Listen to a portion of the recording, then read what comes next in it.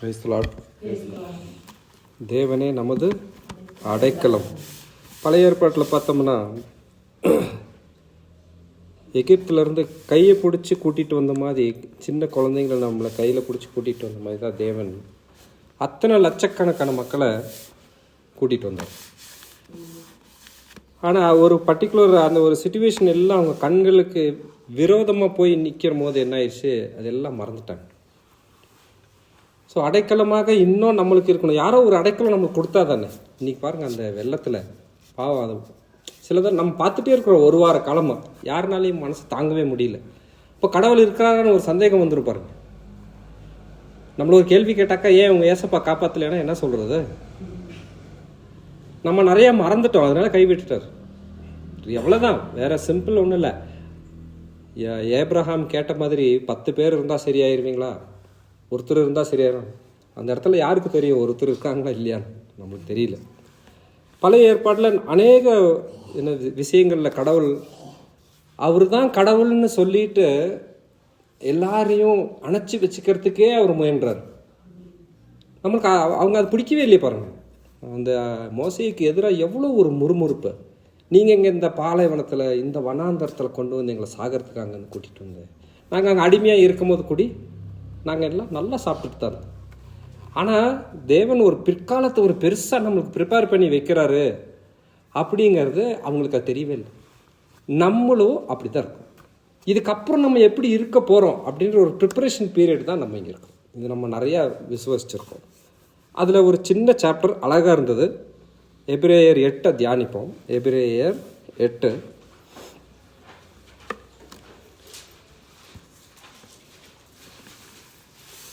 3வது வசனத்திலிருந்து ஆரம்பம். ஃபர்ஸ்ட்ல இருந்தே படிச்சிருவோம். மேற்சொல்லியவைகளின் முக்கியமான பொருள் என்னவெனில், பரலோகத்தில் உள்ள மகத்துவ ஆசனத்தில் வலது பரிசத்தில் உட்கார்ந்திருக்கிறவருமாய் பரிசுத்த ஸ்தலத்திலும் மனுஷரால் அல்ல கர்த்தரால் ஸ்தாபிக்கப்பட்ட மெய்யான கூடாரத்திலும் ஆசாரிய ஊழியம் செய்கிறவருமாய் இருக்கிற பிரதான ஆசிரியர் நமக்கு உண்டு. ஆமாம். இப்போ பார்த்தீங்கன்னா ஒரு டெம்பிள் மோசேக்கு வந்துட்டு இப்படி தான் கட்டணும் அப்படின்னு சொல்லி தேவன் வந்து மலையில் கூட்டிகிட்டு போய் சொல்கிறார்.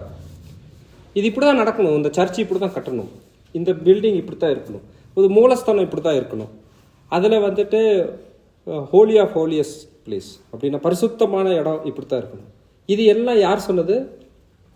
மோசே சொல்லி மக்கள் கட்டணும். கடவுள் வந்து மோசே வழியாக சொல்லி அது இப்படி தான் இருக்கணும் டிசைன் பண்ணிட்டார். கடவுள் கண்ணில் பார்த்து தான் சிலதை நம்ப முடியும் அப்படின்றனால ஒரு இதை கட்டினார். அதுக்கு ஒரு மேலான ஆசிரியர். 3வது வசனம், நம்மளுக்கு ஒரு மேலான ஆசாரியர் இருக்கிறார். இப்போ அதே வந்து இயேசு இப்போவும் அதே ஆசாரியாராக வந்தாரா? நம்மளுக்கு இல்லை. அவரே பலியாகி நம்மளுக்கு ஒரு விடுதலை ஆசாரியாராக தான் வந்தார். அவர் ஒரு பிரீஸ்டாக வரவே இல்லை. ஏன் ஒரு பிரீஸ்டோட வேலை என்ன பார்த்தீங்கன்னா, ஒரு அந்த பழைய ஏற்பாடில் நல்லா படித்து பார்த்தீங்கன்னா தெரியும், அவர் வந்து பலி செலுத்துறதுக்கும் அவரோட பாவங்களுக்கும் மற்றவங்களோட பாவங்களுக்கும் நின்றுட்டு அந்த பலியை அங்கே கொடுத்து ரத்த பலி கொடுத்து அதை எப்போ பார்த்தாலும் அறிக்கையிட்டே இருப்பார். இயேசு அப்படி வந்தாரா? இல்லை. பலியிடப்பட்ட பொருளாக வந்து நம்மளை விடுவிச்சு பரலோகத்துக்கு எடுத்துட்டு போகிறதுக்கு கொண்டு. அதனால தான் அந்த 5வது வசனம் படிப்போம். இவர்கள் செய்யும் ஆராதனை பரலோகத்தில் உள்ளவைகளின் சாயலுக்கு நிழலுக்கும் ஒத்திருக்கிறது. அவ்வளோதான், அதை மட்டும் பிடிச்சோம். இப்போ இந்த பழைய ஏற்பாட்டில் பார்த்தீங்கன்னா அவங்க பிரேஸ் பண்ணிட்டு இருந்து இந்த சாக்ரிஃபைஸ் பண்ணிட்டு இருந்தது எல்லாமே என்னன்னு பார்த்தோம்னா ஒரு பரலோகத்தில் இருக்கிற ஒரு சாயல். இங்கிலீஷில் பார்த்தீங்கன்னா ஷேடோவுக்கு உயிர் கிடையாது. அது ஏதோ ஒன்று நிகழ்ந்து கொண்டு இருக்கிறது. அந்த நிகழ்ந்து கொண்டு இருக்கிறத ஒரு வெளிச்சத்தில் அந்த பக்கம் பார்த்தோம்னா ஒரு சாயலாக அது அப்படியே மறைஞ்சு போயிடும். அந்த வெளிச்சம் அந்த பக்கம் போனோன்னு இந்த பக்கம் நிழல் இருக்காது. நம்ம இருளில் நடக்கும்போது நிழல் இருக்காது, வெளிச்சத்தில் இருக்கும்போது மட்டும்தான். ஸோ பரலோகத்தில் இருக்கிற வெளிச்சம் இந்த பூமிக்கு வர்றதுக்கு முன்னாடி, அப்படி இயேசு அப்படிங்கிற ஒரு பூமிக்கு வர்றதுக்கு முன்னாடி அந்த பழைய ஏற்பாட்டில் நம்மளுக்கு கொடுத்த அந்த நியாயப்பிரமாணம் வந்து இவங்களை ப்ரிப்பேர் பண்ணுறது ஒரு பெரிய ஒரு விஷயமா இருந்தது. இஸ்ரவேல் மக்களை ப்ரிப்பேர் பண்ணி எடுத்துகிட்டு போகிறதுக்கு. அது என்னன்னா, பரலோகத்தில் நடக்கக்கூடிய உண்மையானது ஒரு ஷேடோ மாதிரி, ஒரு நிழல் மாதிரி இங்கே சுற்றிட்டு இருந்துச்சு. அது இயேசு வந்ததுக்கு அப்புறம் தான் அந்த நிழல் வெளிச்சமாக மாறினது. அது நம்மளை வந்துட்டு பரலோகத்துக்கு எடுத்துகிட்டு போகிறதுக்கான வழிகளை ஏற்படுத்தினது. இப்போ பார்த்தீங்கன்னா இந்த மினிஸ்ட்ரி அவர் என்ன சொல்கிறாரு பாருங்கள், 6வது வசனம் படிப்போம். இவரை விசேஷித்த வாக்குத்தத்தங்களின் பேரு ஸ்தாபிக்கப்பட்ட விசேஷித்த உடன்படிக்கைக்கு எப்படி மத்தியஸ்தராய் இருக்கிறாரோ அப்படியே முக்கியமான ஆசாரிய ஊழியத்தையும் பெற்றிருக்கின்றார். பார்த்தீங்கன்னா இந்த உடன்படிக்கை பழைய ஏற்பாட்டில் ஒரு உடன்படிக்கை என்னது, நான் தான் உன் தேவன் அப்படிங்கிறது தான் முதல் உடன்படிக்கை. அதை அவங்க பிடிச்சிட்டு போய் அவரை கடவுளுக்கு முன்னாடி அவ்வளோ முறுமுறுத்தாங்க. நான் தான் கடவுள்னு ப்ரூவ் பண்ணுறதுக்கே அவருக்கு எத்தனையோ வருஷம் ஆயிடுச்சு. அது அப்பப்போ விலகி போயிட்டாங்க. மோசே மேலே போயிட்டு வரத்துக்குள்ளே ஒரு மிருகத்தை செஞ்சுட்டாங்க. மோசே வரமாட்டார் அப்படின்னு சொல்லி முறுமுறுத்தாங்க. தண்ணி இல்லைன்னு முறுமுறுத்தாங்க, சாப்பாடு இல்லாமல் முறுமுறு. ஆனால் வெளியிலேருந்து மகிமையாக கூட்டிகிட்டு வந்ததெல்லாம் மறந்துட்டாங்க. எப்போதுமே மனுஷன் ஒரு இது இயல்பு என்னன்னா மறக்கிறது, ஆனால் ஞாபகப்படுத்துறது மட்டும் தான் கடவுள். சரிங்களா? அதனால தான் என்ன சொல்கிறாரு, இந்த பழசு ஒளியணும், பழைய உடன்படிக்கை ஒளிஞ்சு போகும். இந்த பழசுலேயே உட்காந்துட்டு இருந்தால் நம்ம அந்த நிழல் மாதிரியே தான் இருப்போம், வெளிச்சத்துக்கு வரவே மாட்டோம். நம்மளை என்ன பண்ணியிருக்காரு தேவன், வெளிச்சமாக. லாஸ்ட் வீக் நான் படித்தேன் பாருங்க, தேவனுடைய ஆவி வெளிச்சமாக இருக்குது. அப்போ இந்த வெளிச்சம் உலகத்துக்கு வந்தது இயேசு மூலியமாக தான் வந்தது. ஸோ இந்த வெளிச்சத்தில் தான் நம்ம நடக்கணும். ஸோ அந்த ஆவியை நம்மள்கிட்ட ஊற்றி கொண்டு வந்து. ஸோ எப்போதுமே பார்த்தீங்கன்னா அவங்க பாவம் செய்யறதையே பழைய ஏற்பாடு காட்டிக்கிட்டே இருக்கு. நீ பாவம் செஞ்சுட்ட, நான் தான் உன் தேவன், நீ என் கூட வந்துட்டு உன் பாவத்தை விட்டுட்டு வா, என்னை ஏற்றுக்கோ, அப்படியே தான் சொல்லிட்டு வரோம். அதனால தான் ஒரு 2வது உடன்படிக்கையே கடவுள் நம்மளுக்காக கொடுக்குறாரு. ஸோ அந்த 2வது உடன்படிக்கை என்னது, ஏன் ஃபஸ்ட்டு ஒரு உடன்படிக்கை இருந்துட்டு 2வது ஒன்று கடவுள் கொடுக்கணும்? அப்போ நம்ம தேவன் பொய் சொல்கிறவரா? தேவன் பொய் சொல்லாதவர் தானே. அப்போ ஒரு பழைய ஒரு உடன்படிக்கை கொடுத்துருக்காரு, அப்போ புதுசு எதுக்கு கொடுக்கணும்? அதுக்கு 7வது வசனம் படி. அந்த முதலாம் உடன்படிக்கை பிழை இல்லாதிருந்ததால் 2ஆம் உடன்படிக்கைக்கு இடம் தேட வேண்டியது அவசியம் இல்லை. முதலாவது உடன்படிக்கை பிழை இல்லாமல் இருந்திருந்தா 2வது உடன்படிக்கை தேவையே இல்லை அப்படின்னு தான் அந்த வசனம் சொல்லுது. அப்போ முதலாவது உடன்படிக்கையில தேவன் சொன்னது தப்பா? இல்லை. அது அவங்களோட விசுவாசத்தில் அவங்கள கட்டி இழுத்து கொண்டு கடவுள் தான், ஒரே கடவுள் தான் இருக்கிறாருன்றத அவங்களால நம்பிக்கையில் உள்ள போக முடியல. ஸோ அந்த ஃபஸ்ட்டு உடன்படிக்கை, அந்த ஃபஸ்ட்டு கொடுத்த நம்மளுடைய லா, பழைய ஏற்பாட்டில் நம்ம எல்லா சட்டத்திட்டங்கள் எதுவுமே கடவுளோடு இவங்களை இணைக்கப்படவே இல்லை. அதனால தான் யோசுவாட்ட என்ன சொல்கிறாரு, இந்த வார்த்தைகள் உன்னை விட்டு இரவும் பகலும் இல்லாமல் தியானிச்சுக்கிட்டே இரு, உன் மனசில் எப்போதுமே இருக்கணும். அது உன் மைண்டில் வரல. அந்த காலத்தில் இருக்க பழைய உடன்படிக்கை மனுஷனுக்கு இந்த புத்தியில் நிற்கலை, மனசுலையும் நிற்கலை. அவள் வெறும் கண்ணில் பார்த்துட்டு இருந்ததையே இருந்து விலகிட்டாங்க. ஸோ இதை கடவுள் என்ன பண்ணுறாரு, ஒரு ரினியூவல் பண்ணணும். அந்த பழசை எடுத்து போடணும். என்ன பண்ணலாம், அதை என்ன பண்ணணும்? பழசு கையில் எழுதி கொடுத்ததை அழித்து போட்டுட்டு இருதயத்தை எழுதி கொடுக்கறதுக்கு தான் இயேசு ப்ரிப்பேர் பண்ணுறாரு, பிதா ப்ரிப்பேர் பண்ணுறாரு. மோசே கையில் கொடுத்தது என்னது, கையினால் எழுதப்பட்டது, பிதாவின் கையினால் எழுதப்பட்டது. மோசே கையில் எழுதலை. அந்த 2 பலகையிலையும் பிதா எழுதுனதா கொண்டு கீழே கொடுத்தாரு. சரிங்களா? இப்போ அந்த எழுதினது தப்பா? கண்டிப்பாக கேள்வி கேட்கணும். எழுதுனது தப்பா? பிதா எழுதுனது தானே. அப்போ ஏன் அந்த பழசு ஒழிச்சு போகணும்னு சொல்கிறாரு? அந்த பழசில் ஏதோ ஒரு ஃபால்ட் இருக்கா? பழசில் அவர் எழுதுனதுல ஃபால்ட்டே கிடையாது. நம்ம நடந்துக்கிட்டதுல தான் ஃபால்ட், நம்மளோட விசுவாசத்தில் தான் ஃபால்ட்டு, நம்மளுடைய அசுவிசுவாசமும் அவநம்பிக்கையில் தான் ஃபால்ட்டு. இதை எப்படி கரெக்ட் பண்ணலாம்? இது எப்படி மனசை விட்டு விலகாமல் இருக்கணும்? இப்போ ஒரு கணவன் மனைவியாக இருக்கிறோம். அப்போ நம்ம வீட்டுக்கு போகிறது திரும்பவும் அது வேலைக்கு போகிறோமோ வெளியில் வரோம், திரும்பவும் போகிற வரைக்கும் நம்ம குடும்பத்தோட நினைப்பு எப்போதுமே உள்ளுக்குள்ளே இருக்கும். ஒரு ரோட்டில் பாதுகாப்பாக நடக்கணும், என்னை விட்டால் இந்த குடும்பத்தை யாரும் இல்லை, நம்ம பாதுகாப்பாக நடக்கணும், என் பிள்ளைங்களுக்கு. அப்போ இந்த ஞாபகம் எங்கே இருக்குது? எப்போதும் நம்ம இருதயத்திலும் நம்மளுடைய சிந்தனையிலையும் எப்போதுமே இருக்கணும். அதுதான் 2ஆம் உடன்படிக்கைக்கு கொண்டு வரும்போது அவர் உயிர்ப்பிக்கிறார். அந்த பழசு தப்பில்லை, பழசில் உண்மைதான் இருந்தது. ஆனால் அதில் கொண்டு சேர்க்கக்கூடிய வழிமுறைகளை 2வது உடன்படிக்கைக்கு நம்மளுக்கு கொண்டு வராங்க. 8வதுலேருந்து படிச்சிருவோம். அவர்களை குற்றப்படுத்தி அவர்களை நோக்கி, இதோ கர்த்தர் சொல்லுகிறது என்னவெனில், இஸ்ரவேல் குடும்பத்தோடும் யூதா குடும்பத்தோடும் நான் புது உடன்படிக்கையை ஏற்படுத்தும் காலம் வருகிறது. அவர்களுடைய பிதாக்களை எகிப்து தேசத்திலிருந்து கொண்டு வரும்படிக்கு நான் அவர்களுடைய கையை பிடித்த நாளிலே அவர்களோடு பண்ணின உடன்படிக்கை போல இது இருப்பதில்லை. ஆமாம், அப்படி நிறுத்துவோம். இப்போ அடுத்த உடன்படிக்கை எப்படி அவங்கள எகிப்திலிருந்து கையை பிடிச்சி நான் கூட்டிகிட்டு வந்து இந்த சட்டத்திட்டங்கள்லாம் கொடுத்தேன், நியாய பிரமாணத்தை கொடுத்தனே, அதை போல உடன்படிக்கை அடுத்த உடன்படிக்கை கிடையாது. அது என்ன உடன்படிக்கை? அது என்ன பண்ண போறாங்க? 9வது அடுத்த வசனம். அந்த உடன்படிக்கைகளை அவர்கள் நிலை நிற்கவில்லையே, நானும் அவர்களை புறக்கணித்தேன் என்று கர்த்தர் சொல்கிறார். அந்த நாட்களுக்கு பின்பு நான் இஸ்ரவேல் குடும்பத்தாரோடு பண்ணும் உடன்படிக்கையாவது, என்னுடைய பிரமாணங்களை அவர்களுடைய மனதிலே வைத்து அவர்களுடைய இதயங்களில் அவைகளை எழுதுவேன். நான் அவர்கள் தேவனாய் இருப்பேன், அவர்கள் என் ஜனமாய் இருப்பார்கள். ஆமென். இப்போ அந்த 9வது வசனத்தை கடைசியில் பார்த்தீங்கன்னா, கடைசி பாகத்தை மட்டும் வாசிங்க. அந்த உடன்படிக்கையிலே அவர்கள் நிலை நிற்கவில்லை. ஆமென்.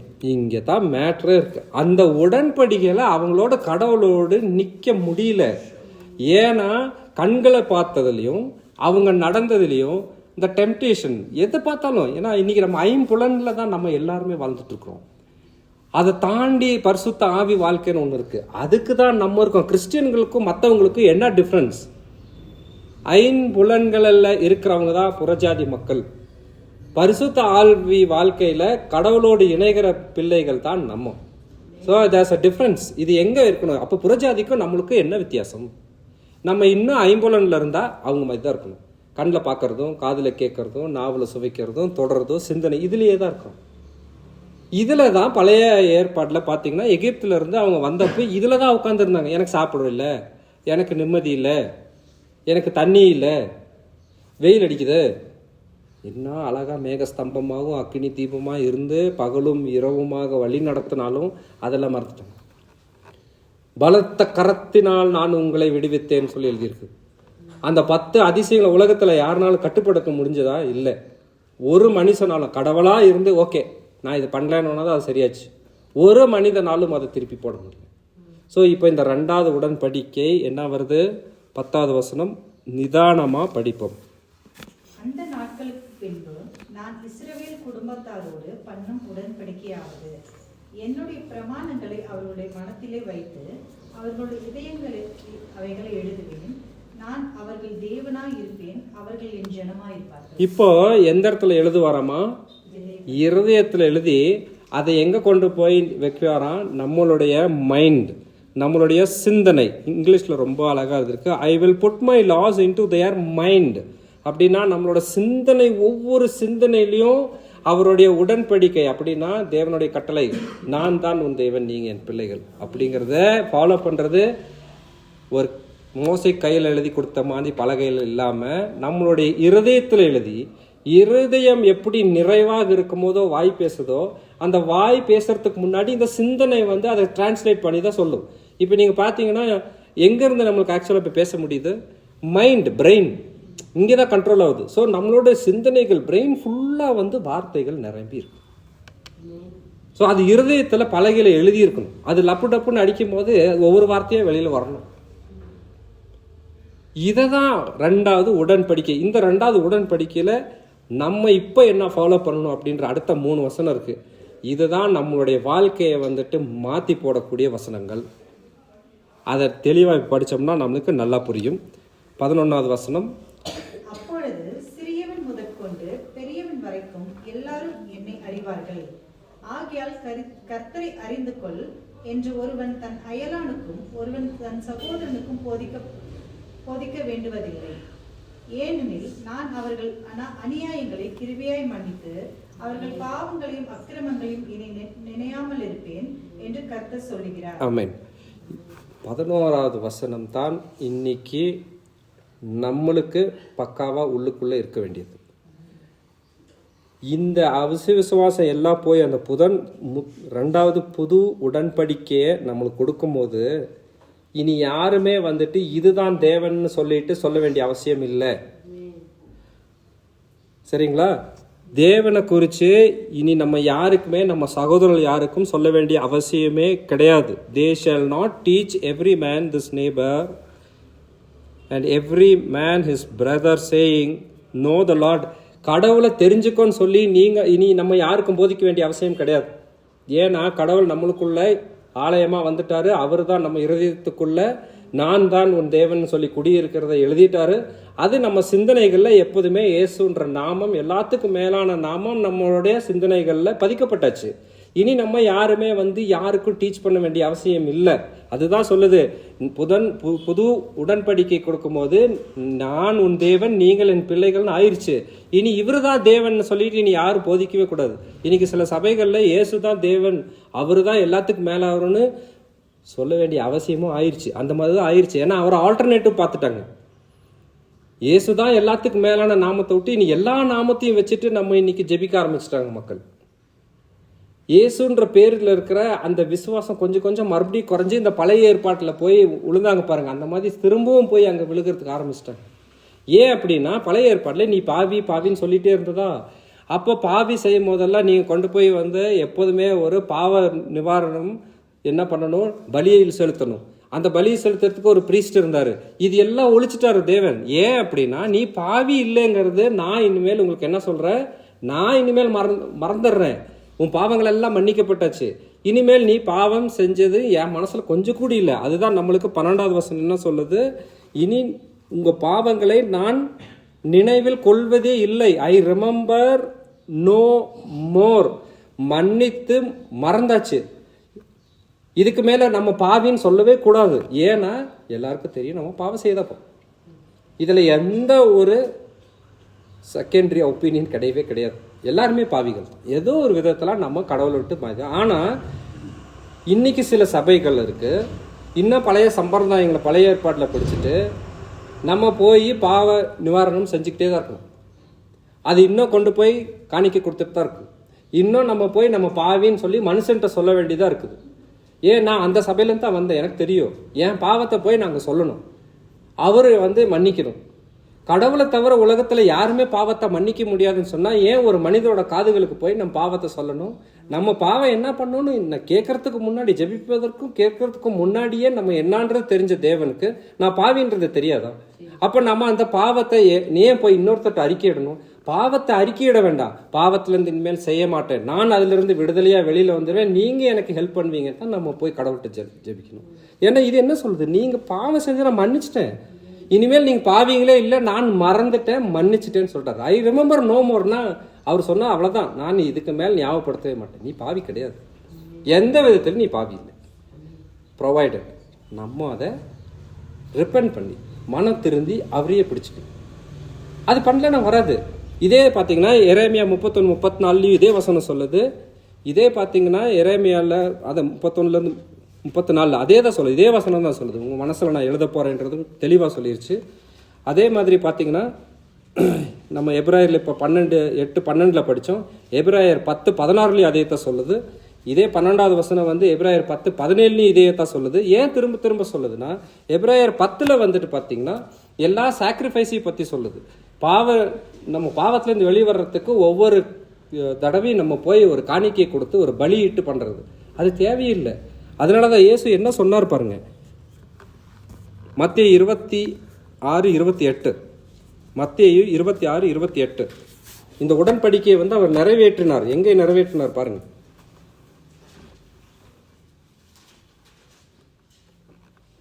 இது பாவம் மன்னிப்புண்டாகும்படி அநேகருக்கு சிந்தப்படுகிற புது உடன்படிக்கைக்குரிய என்னுடைய ரத்தமா இருக்கிறது.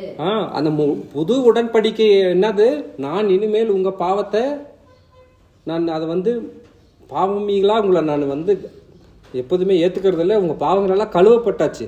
அதுக்கு என்ன பண்ணாரு, அவர் ரத்தத்தை, பரிசுத்தமான ரத்தம் சிந்தப்படும். அன்றைக்கி பார்த்தீங்கன்னா பலியிட போகும்போது ஒரு கரை இல்லாத ஒரு பொருளை தான் பலியிட்டாங்க. ஏன்னா அது கரையே இருக்கக்கூடாது. ஒரு ஆடுனா சுத்தமாக வெள்ளையாக இருக்கணும். ஒரு புள்ளி கருப்பு இருந்தாக்குள்ளே அது பலியிட மாட்டாங்க. அப்போ எதில் பரிசுத்தம் வேணும்? பரிசுத்தமான ரத்தத்தை கொண்டு நம்மளுடைய பாவங்கள் எல்லாம் மன்னிக்கப்படணும்னு புதிய உடன்படிக்கை. My blood is of the new testament. புதிய உடன்படிக்கைக்காக சிந்தப்பட்டது. இந்த வசனம் சொன்னது புரிஞ்சுங்களா? எரேமியா 31:34 சொன்னது இயேசு நிறைவேற்றினார், தன் ரத்தத்தை கொடுத்து புதிய உடன்படிக்கையான உங்களுடைய பாவங்கள் எல்லாம் மன்னிக்கப்பட்டுச்சு. இனி நீ பாவியே கிடையாது, என் கூட சேர்ந்து இருந்துக்குங்க. யோவான் 1:4-17 சொன்ன மாதிரி இயேசு எப்படி இருக்கிறாரோ அதை போல நம்ம இந்த உலகத்தில் இருக்கிறோம். அப்போ இந்த உலகத்தில் நம்ம இருக்கும் போது எப்படி இருக்கிறோம்? பாவம் இல்லாதவங்களா தான் இருக்கணும். அது 1 யோவான் 4:17 போய் நல்லா படிச்சிங்கன்னா அது எது சொல்லுதுன்னா ஜட்ஜ்மெண்ட் டே பற்றி சொல்லுது. அது என்ன சொல்லுதுன்னா how he was, how he is, so we are in this world. அப்படின்னா அவர் எப்படி இருக்கிறாரோ பரலோகத்தில் பரிசுத்தமாக இருக்கிறாரோ அதே போல் நம்மளும் பாவம் இல்லாதவங்களா இந்த உலகத்தில் இருக்கிறோம். அப்போ தான் ரெண்டாவது வருகையில் நம்ம எடுத்துக்கொள்ளப்பட முடியும். ஸோ அதுக்கு தான் இந்த ரத்தத்தை ஊற்றி புதிய உடன்படிக்கையை நம்மளுக்கு கொடுத்தது. ஸோ இந்த புதிய உடன்படிக்கை வரலன்னா நம்மளால எல்லாம் ஜீவிக்க முடியாது. இன்னைக்கு உட்காந்து இங்கே ப்ரேயர் பண்ணுறது வேஸ்ட்டாக போயிடும். இந்த ஹோல் சர்ச்சு இந்த உலகத்தில் இந்த திருச்சபை அப்படிங்கிறது இயேசு ஏற்படுத்தின இந்த ஒரு இரண்டாவது உடன்படிக்கை நிறைவேறத்துக்கு எதுவுமே நம்மளுக்கு சாத்தியம் இல்லாமல் போயிருக்கு. நம்ம அந்த ரெண்டாவது உடன்படிக்கைக்கு உள்ள வரணும். அதுதான் என்ன சொல்றாருன்னா மத்தேயு 18:14 என்ன சொல்றாருன்னா, எடுக்க வேண்டாம், ஒரு மனிதனும் ஒரு ஜீவனும் ஒரு சோல் கூடி இந்த உலகத்துல அழிந்து போகக்கூடாது. Should not perish. பிதாவோட சித்தம், இயேசுவோட சித்தம் இல்லை. இயேசுவோட சித்தம் தனி கிடையாது, பிதாவோட சித்தம் தனி கிடையாது. பிதா இயேசுவோடு தான் இணைந்திருந்தார். அதனால அவருடைய சித்தம் இவருடைய சித்தம் நம்ம பிரிக்க முடியாது. பிதாவின் சித்தம் என்னன்னா ஒரு மனிதன் கூட அழிந்து போகக்கூடாது. Should not perish. அதுக்கு தான் இந்த ரெண்டாவது உடன்படிக்கை. பார்த்தீங்கன்னா இப்போ இந்த ரெண்டாவது உடன்படிக்கை வந்துருச்சு.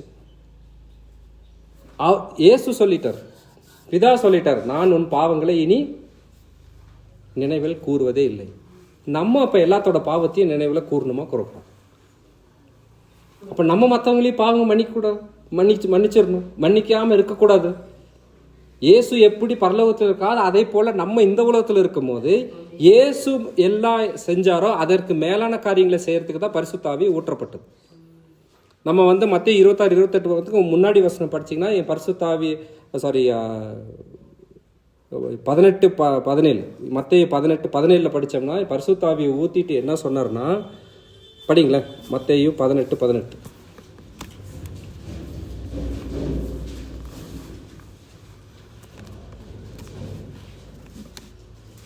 அவர்களுக்கு அவன் செவி கொடாமல் போனால் அதை சபைக்கு தெரியப்படுத்து.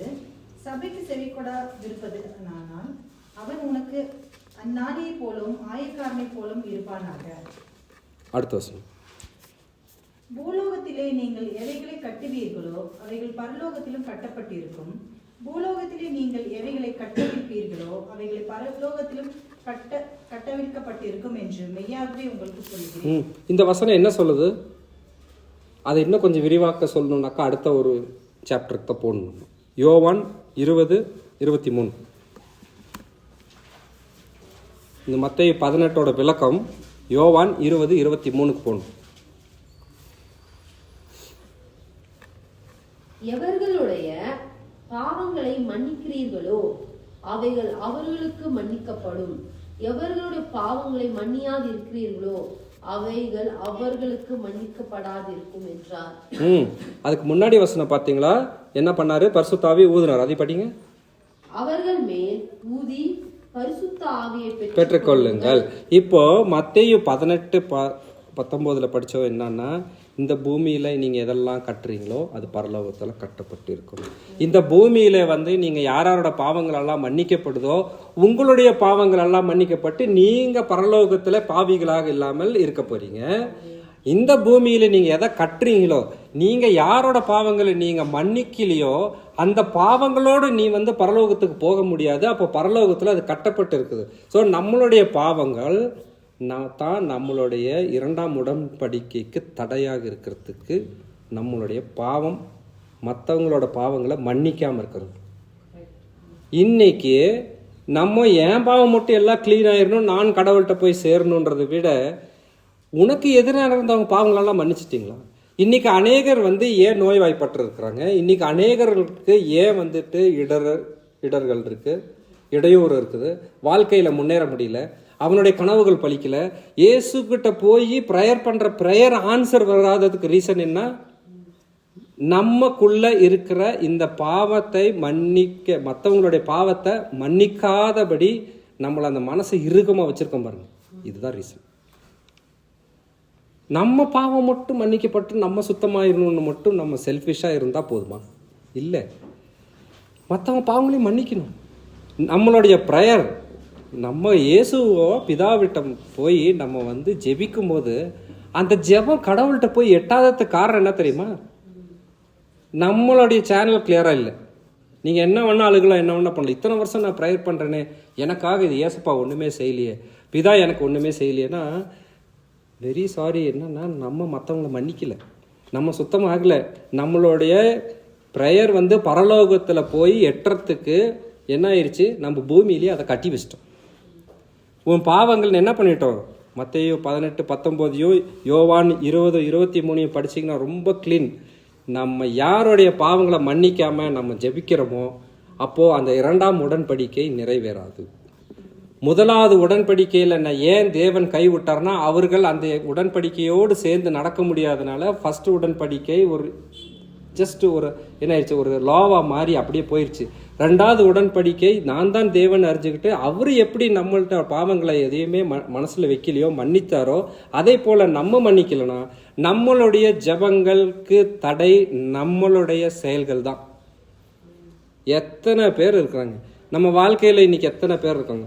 ஆஃபீஸில் வேலை செய்கிறோம், எங்கே வேணா வெளியில் போகிறோம் வரோம், எத்தனையோ பேர் நம்மளுக்கு விரோதமாக நடக்கிறாங்க. ஆனால் அவங்கள மன்னிக்கிறோமா? Love your neighbours as yourself அப்படின்றாங்க. நீ எப்படி சுத்தமாக இருக்கணுமோ அதே போல் மற்றவனையும் நீ சுத்தமாக ஏற்றுக்கோ, அவன் பாவத்தெல்லாம் மன்னிச்சிரு. இயேசு எத்தனை பேருக்கு சொன்னார், இனி நீ பாவம் செய்யாதே, இதுக்கு மேலே வந்துடும், சின் நோ மோர், ஆர் இதை விட வேர்ஸ்ட் திங் வில் ஹேப்பன். அப்போ இந்த 2ஆம் உடன்படிக்கை நம்ம கூட இருந்து அந்த எபிரேயர் 13:8-13 நிறைவேறக்கூடியதை நம்ம எடுத்துக்கிறதுக்கு நம்மளுடைய பாவங்கள் மன்னிக்கப்படணும் நம்ம ஆசைப்படுற மாதிரி நம்மளுக்கு எதிராக இருக்கிறது எல்லாத்தையும் மன்னிச்சிடும். ஸோ இயேசு எப்படி இருக்கிறாரோ அதை போல் இந்த உலகத்தில் இருக்கிறோம். இயேசு எப்படி இருக்கிறாரோ அதை போல் நம்ம மேலே போய் அவர்களோட 2ஆம் வருகையில் போகிறதுக்கு நமக்குள்ள தடையாக இருக்கிறது எல்லாத்தையும் எடுத்து போடணும். பழைய உடன்படிக்கையில் எப்படி மக்கள் அழிஞ்சு போயினாங்களோ, அதான் ஏற்றுக்காமல் அழிஞ்சு போனாங்களோ, அந்த மாதிரி மக்களாக நம்ம இருக்க வேண்டாம். அதற்கு மேலானதை ஒன்று, இயேசு தன் ரத்தத்தை சிந்தி நம்மளுக்கு ஒரு புதிய உடன்படிக்கை ஏற்படுத்தியிருக்கார். அந்த 2வது உடன்படிக்கையில் நம்ம யாருக்கும் இனிமேல் இவர் தான் தேவன் சொல்ல வேண்டியதில்லை. ஏன்னா நமக்குள்ளே இருக்கார், பாவங்க பூரா மன்னிக்கப்படும்.